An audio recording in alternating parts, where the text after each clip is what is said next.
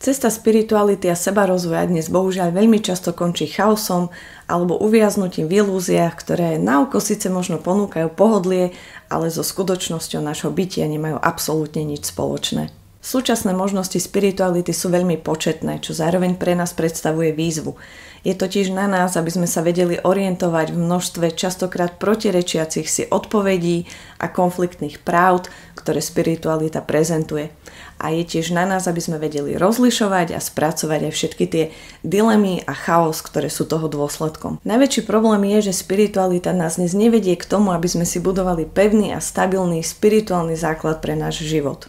Moderná spiritualita je veľmi eklektická, ona si rada vyberá prvky z rôznych zdrojov, ponúka pohľad na vybrané aspekty života, ale absolútne ju nezaujíma to, čo sa potom stane, keď sa to ty pokúsiš si všetko pospájať dokopy.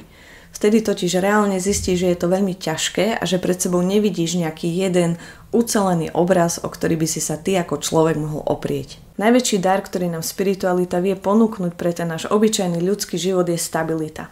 Stabilita, ktorú v tejto našej dynamickej, premenlivej a preto veľmi krehkej fyzickej rovine budeme hľadať márne. My ale namiesto toho v spiritualite hľadáme senzácie, zaujímavé nové zážitky a informácie, hľadáme v nej útek od reality alebo moc nad našim životom. Ale za akú cenu? Poď preskúmať, ako vyzerá tvoj spirituálny základ pre život, ktorý si doposiaľ na tej svojej ceste vyskladal a či ťa podrží bez ohľadu na to, akú podobu ten tvoj život naberie.